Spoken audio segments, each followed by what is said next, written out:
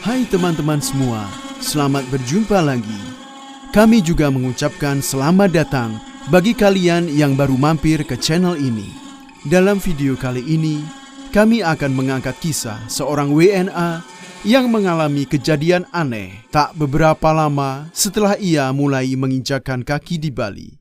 Sebelumnya kami mengucapkan terima kasih bagi yang telah subscribe, dan bagi yang belum, teman-teman bisa melakukan subscribe agar tak ketinggalan dengan video-video terbaru kami. Terima kasih sebelumnya dan selamat mengikuti.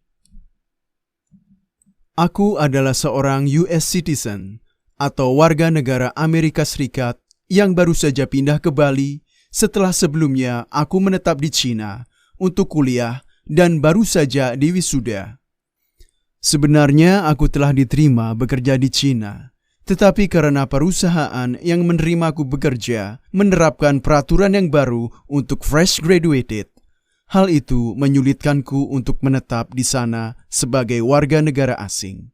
Maka kuputuskan untuk kembali ke Amerika sebelum akhirnya aku memutuskan untuk menetap di Bali.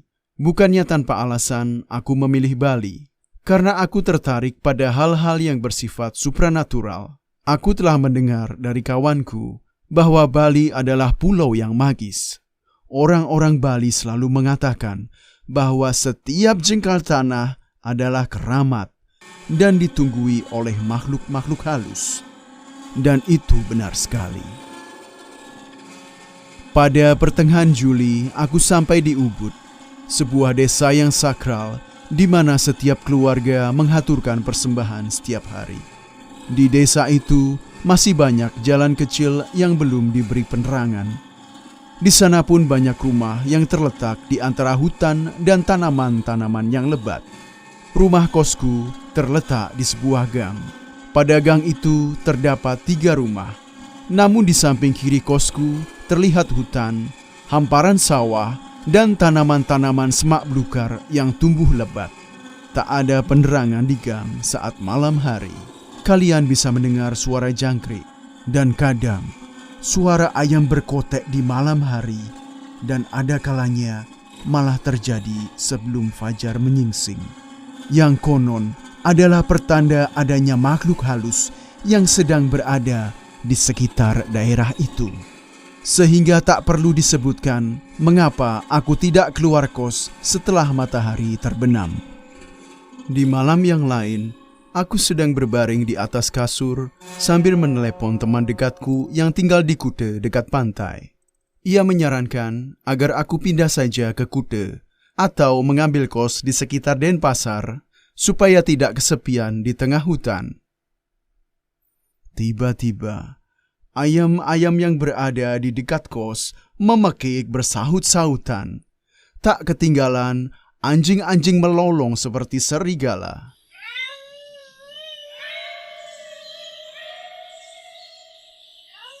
Malam itu memang sedang bulan penuh, sebagaimana yang terjadi di pertengahan bulan Juli. Tetapi saat itu, aku tak begitu mempedulikan rasa takutku, sebab aku sedang menelepon. Oh ya, kamar kosku amatlah sederhana. Hanya ada kasur dan kipas angin. Tak ada lemari, rak, TV, atau AC. Tak ada celah untuk bersembunyi. Aku mulai benar-benar ketakutan saat satu-satunya lampu yang menerangi kamar tiba-tiba padam. Seketika ruangan menjadi gelap. Aku hanya melihat cahaya yang masih menyala dari kamar mandi yang ada di pojok kamar. Hal itu pertanda pintu kamar mandi masih terbuka. Padahal aku 100% yakin bahwa aku telah menutup pintu kamar mandi sebelumnya. Hal itu selalu kulakukan sebelum berbaring di tempat tidur, dan sejak aku mulai merasa takut akan daerah ini. Kamu mengerti kan? Mungkin saja ada sesuatu yang merayap keluar dari kamar mandi saat aku sedang berbaring. Kini pintu kamar mandi terbuka dan lampunya menyala. Bukankah bila ada pemutusan arus, seharusnya seluruh rumah mengalami mati lampu? Aku baru mengganti bolam dengan yang putih 2 hari yang lalu, setelah sebelumnya berwarna kuning dan mulai redup. Tak mungkin bila ia menjadi rusak begitu cepat. Saat itu aku masih online. Aku mengatakan kepada temanku situasi yang terjadi, dan aku yakin ia dapat mendengarkan suaraku yang dipenuhi ketakutan. Ia mencoba menenangkanku dan menyarankanku untuk menghidupkan lampu kamar. Kulakukan hal itu dengan panik tanpa bisa berpikir tentang yang lain kecuali melakukan saja apa yang disuruhnya.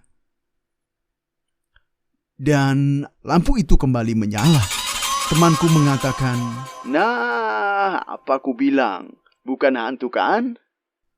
Temanku sama sekali tak heran karena lampu sudah berhasil kunyalakan kembali. Itu berarti seseorang atau sesuatu telah mematikannya saat aku berbaring di kasur tanpa kulihat apa-apa selain kamarku dengan perlengkapannya yang amat sederhana. Aku mengetes lampu itu dengan menghidup matikannya beberapa kali dan sudah normal kembali. Tetapi yang tak habis pikir, siapa yang mematikannya tadi? Di antara teman-temanku, ada yang menyarankanku untuk mengajak seorang teman menemaniku bila pindah dari Ubud bukan merupakan pilihan terbaikku. Juga ada yang menyarankan pindah kos di tempat yang sekiranya makhluk halus akan membiarkanku saat aku berada seorang diri. Menurut beberapa temanku, makhluk halus memang bisa melakukan sesuatu berupa kejadian-kejadian aneh, apalagi bila daerah mereka diganggu, entah itu iseng atau sengaja. Ada lagi orang yang mengatakan bahwa makhluk halus atau apapun namanya itu mungkin hanya membutuhkan perhatian atau interaksi. Hal yang aku alami ini mirip kasusnya dengan penampakan-penampakan hantu di tempat lain. Ada kalanya hantu-hantu itu membutuhkan sapaan dari manusia. Bukan tak mungkin ada hantu yang merasa senang bila menerima bentuk ungkapan tertentu dari manusia. Tetapi pikirku, itu baru gangguan mati lampu. Bagaimana bila makhluk halus itu melakukan yang lebih dari itu?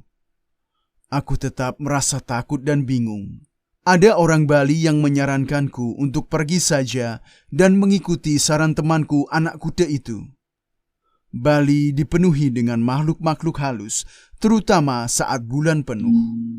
Beberapa di antara mereka amat berbahaya, sehingga ia mengatakan bahwa aku orang yang beruntung karena makhluk halus itu tak mencelakaiku. Bulan purnama adalah saat yang membahayakan bagi mereka yang sedang sendirian di area tertentu, seperti daerah yang berdekatan dengan hutan yang tak disentuh manusia. Demikianlah teman-teman, kisah yang dapat kami ceritakan pada kesempatan ini. Kami mohon maaf bila ada kekurangan dalam penyampaiannya. Dan perlu kami beritahukan bahwa penyebutan identitas atau tempat dalam cerita ini tidak dimaksudkan untuk menjatuhkan nama seseorang atau nama daerah tertentu. Karena konten ini adalah cerita yang ditujukan sebagai hiburan. Terus dukung kanal ini dengan subscribe, like, komen, dan nyalakan lonceng notifikasi sehingga teman-teman tak ketinggalan dengan video-video terbaru kami.